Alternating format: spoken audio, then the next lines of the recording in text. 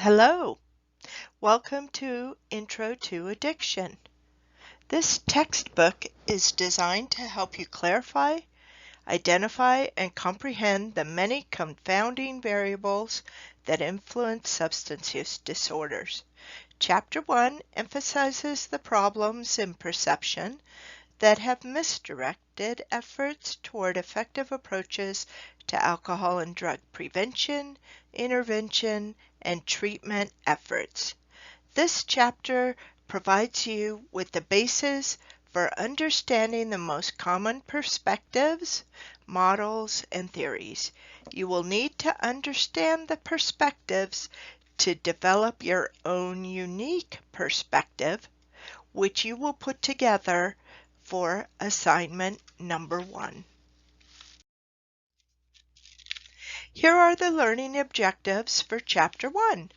Information is presented on the failed tactics to the prevention of drug abuse, including scare tactics. This chapter also covers the alcohol-related problems on college campuses and an up-to-date review of the most recent trends of drug use among high schoolers. Pay close attention in your textbook on the 4 major perspectives on alcohol and drug use. Assignment number 1 is to answer a questionnaire and to write a 3-page paper on your own personal perspective. Well, at least at this point in your career development. From the 1930s to the 1960s, public and private responses to alcohol and drug abuse caused tremendous damage, which we are still trying to overcome. Scare tactics are a politically biased approach that usually alienates young people. Those using scare tactics in the past assumed that if young people were frightened by the adverse reactions to drug use, they would also be too frightened to use the drugs. Early drug prevention efforts in the 1970s then turned to providing drug-specific information. The assumption here was that if young people were to receive credible drug-specific information, then they would wisely choose not to use drugs. Unfortunately, the reverse held true. Drug-specific information heightened curiosity and alleviated fears associated with drug use, resulting in increases of drug use by young people. The DARE program is an example of the early 1970s prevention program that failed in this regards. Supply-side approaches aim to eradicate drug availability. Examples of supply-side approaches include military interventions in countries that grow various drugs. Another example is to focus on destroying the smuggling efforts and the drug trafficking and the bringing drugs into the United States. Other examples also include making it difficult to secure drugs once they are in the United States, such as taxation, price increases, and age restrictions. Law enforcement efforts on the streets include cracking down on drug dealing, and also in the case of prescription drug abuse, to make the formularies of the medications, for example, harder to abuse the prescription drug, to increase regulations for prescriptions, and otherwise making it harder to get the drugs. Supply-side approaches are not bad, negative, or ineffective. It is usually just not coordinated with the demand-side interventions.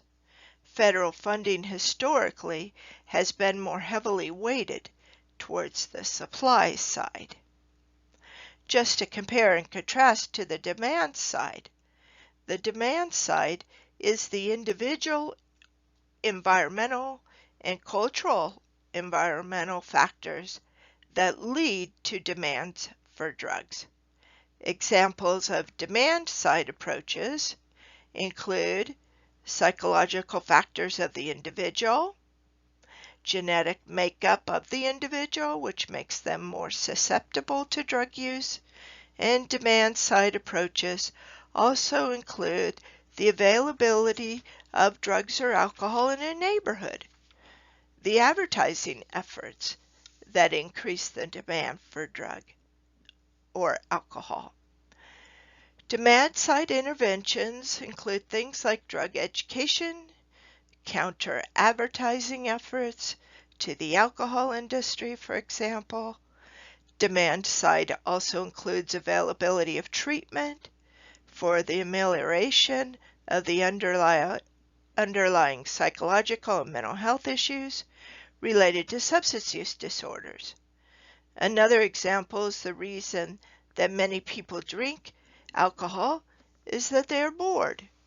Demand side reduction then would increase activities for youth that are healthy, non-drug related, family oriented, and that are fun or not boring.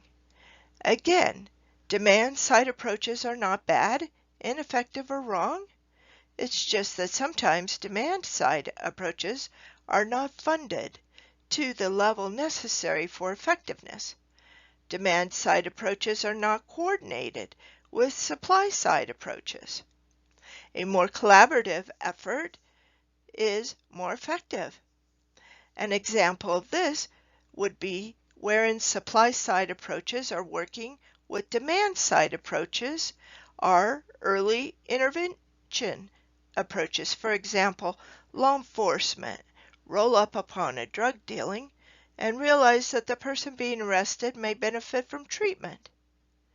Another collaborative example is the adult drug court, wherein offenders are arrested for felony drug offenses, thus getting them off the street, a supply side approach, but then offering treatment, a demand side approach, in lieu of incarceration, because there is an awareness that treatment may be effective in the long run. Just Say No campaign was a real thing in the 1980s by First Lady Nancy Reagan. A simplistic and non-comprehensive approach doesn't account for complex issues such as the family environment of the adolescent, nor the genetic makeup of the individual. So, why do people use drugs? Think of some reasons that maybe you have heard.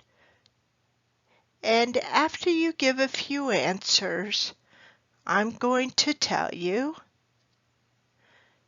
that the answers are to feel good,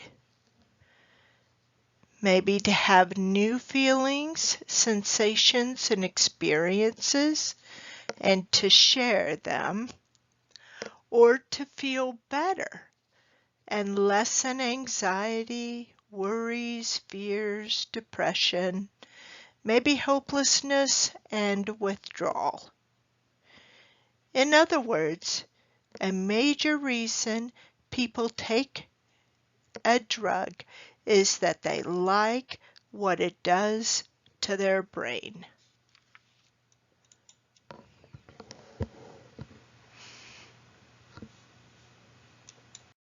And speaking of brain, here is a very short video on what drugs do inside the brain and how they work.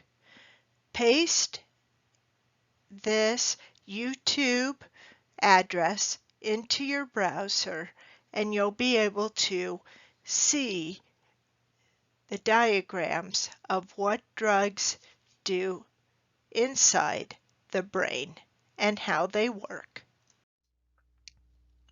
Binge drinking is a significant problem on college campuses.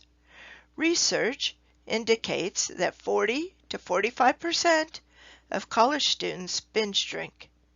The first 6 weeks of a new school year are certainly party time, as the freshman class is new to college life.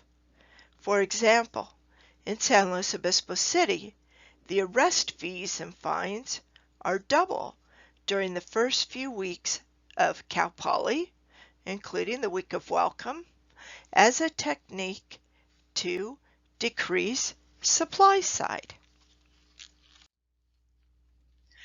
Alcohol use on college campuses was first reported to be a problem over a half a century ago. At least half of the sexual assaults on college campuses involve alcohol consumption by the perpetrator, the victim, or both. In your discussion forum for Chapter 1, you will be discussing the various negative consequences of college drinking and discuss which consequences are the most serious for students, families, and the community. These are some of the potential negative consequences that you might want to discuss in your discussion forum. 6 Americans die every day from alcohol poisoning due to binge drinking.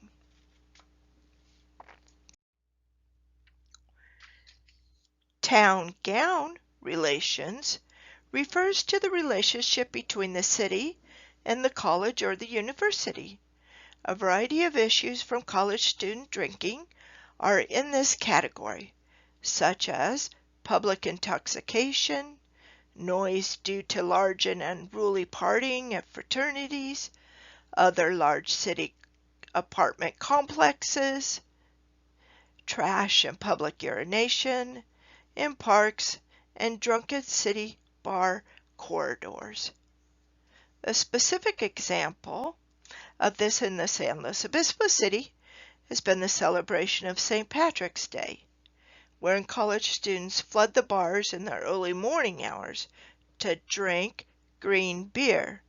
This may be the same time when families are shopping in the downtown shops, and then young children may witness inappropriate drunken behaviors.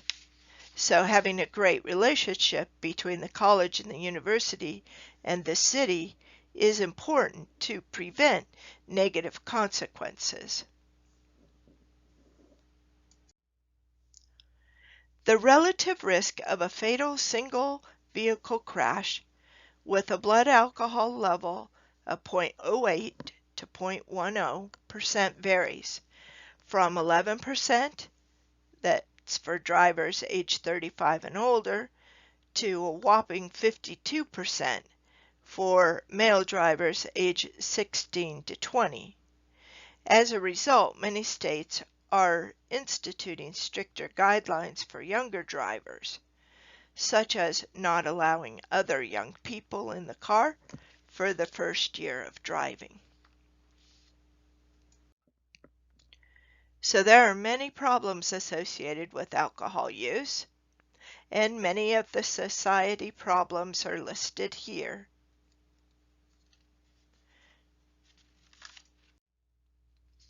It is estimated that alcohol is involved to 25 to 50% of cases of intimate partner violence. Creative solutions are needed. The continued emphasis on the supply side and the continued neglect of the demand side of the drug problem perpetuates a continued cycle of use and abuse of drugs and alcohol. Despite the high costs of supply-side interventions, there has been no real reduction in the availability of drugs. The current opiate epidemic is indicative of how drug problems continue. Prescription drugs became more expensive on the street, yet the addiction was still present. So individuals turned to heroin in order to continue to feed the addiction. If all of the opium dried up and was unavailable in a natural form, it is likely that a synthetic form of heroin would be developed by someone. Designer drugs are being developed all of the time. However, consider the legalization of illicit drugs. Alcohol is a legal drug, and the societal impacts are well documented, as we just saw indicated in these slides. It is unlikely that legalization will help solve addiction issues for Americans. Treatment and prevention works. We need innovative prevention programs addressing a wide continuum of needs. And we need the whole continuum of treatment services available to everyone who needs it, when they need it, and at a location wherein the person can access the services. We need to continually research and evaluate new treatment modalities and practices. We need to evaluate prevention programs and continue to discover the evidence-based best practices and only disseminate those to everyone. Throughout history, different drugs have become associated with different ethnic groups. Consider how this has changed more recently. Also, consider how this might influence treatment and prevention efforts. Other factors contributing to alcohol and drug problems include poverty, breakdown of the neighborhood, changes in the traditional nuclear and extended family systems, and limited support systems, stress, and trauma impacts. Individuals use alcohol and drugs to numb out and shut down feelings of embitterment, anger, and pain.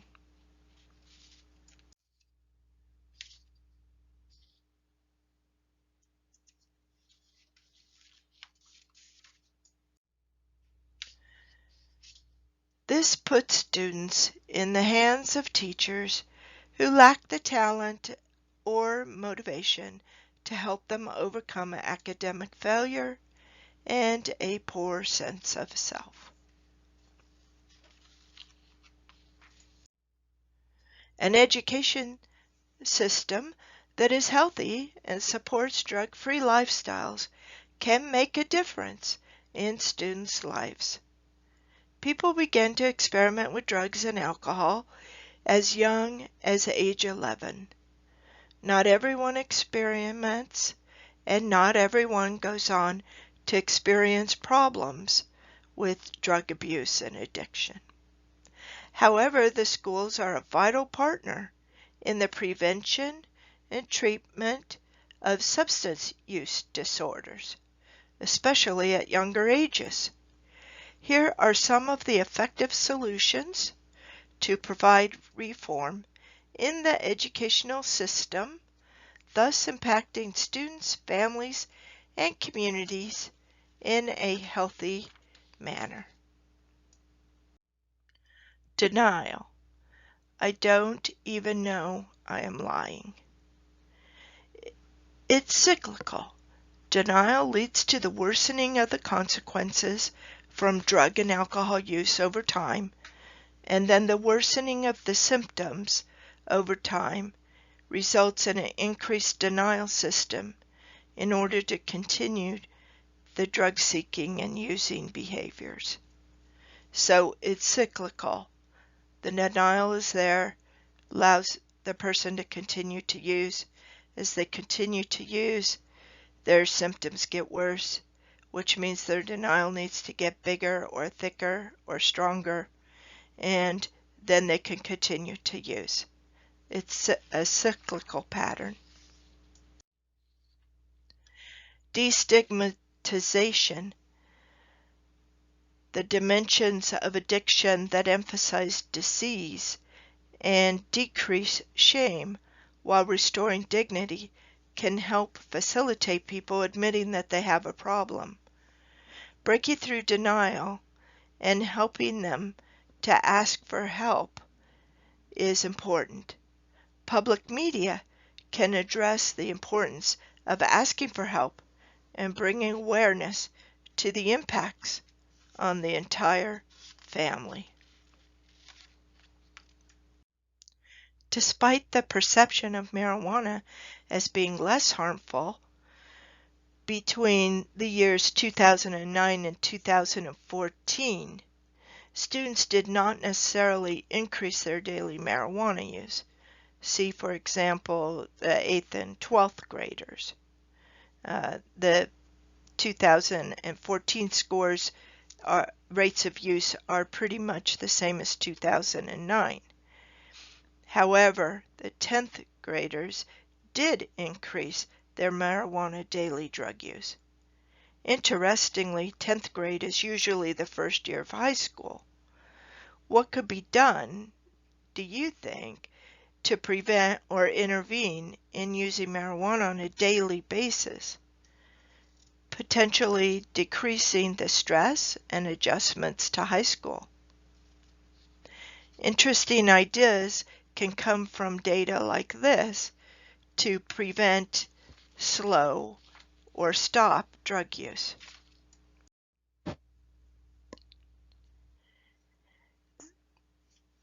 As you know, medical marijuana is legalized in a number of states, and not only medical marijuana, we're now moving into the area of legalized recreational marijuana use.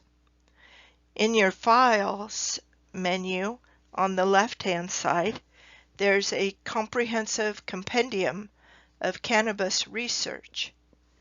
I have just supplied the executive abstract, not the whole big long report.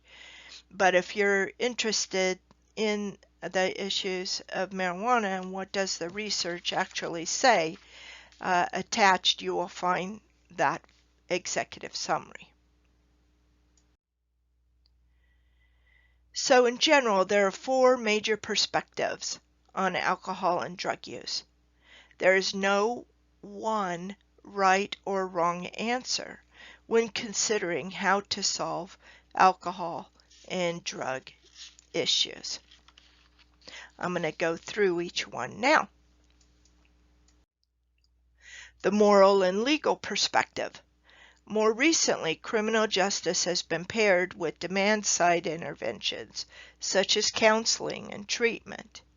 For example, in 2000, in California, Proposition 36 passed to provide treatment in lieu of incarceration. The criminal justice system has been a very collaborative partner and has funded many of the treatment demand-side interventions. Drug courts, as mentioned earlier, are another example of pairing treatment and law enforcement in the community in order to enhance the recovery of individuals and families. Medical health perspective. You will be viewing a video on Addiction Neuroscience 101 by Dr. Corey Waller. This is an excellent 20-minute video that really describes the current research on the medical health perspective. This perspective assumes that people seek good health. However, information alone usually does not change attitudes about the use of drugs and alcohol until there is a crisis. For example, the patient has been diagnosed with lung cancer and then finally decides to stop smoking.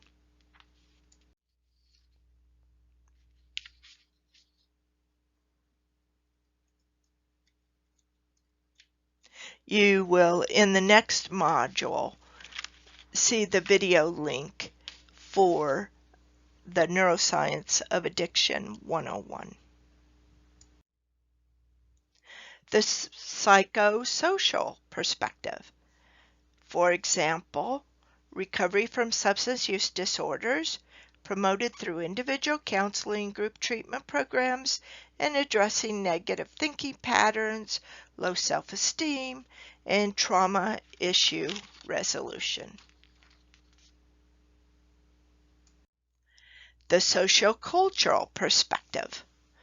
According to Edward Breacher in 1992, we should stop viewing the drug problem as primarily a national problem to be solved on a national scale.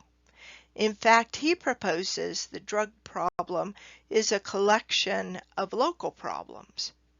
By supporting neighborhoods and community local efforts, we could provide an environment that could prevent the development of alcohol and drug problems. What do you think? Would that work? Assignment number 1 is upcoming. It is worth 25 points. It's worth mentioning here because it reflects the information in Chapter 1 in your textbook. On pages 19 and 20, you will find a questionnaire. Part of this assignment is to answer the questions listed in the questionnaire and then write a 3-page paper on your own perspective. Your own perspective could be any of the perspectives listed or a combination. See the files for the questionnaire and further instructions on this assignment, and you will submit your assignment through the module that is upcoming related to the due date.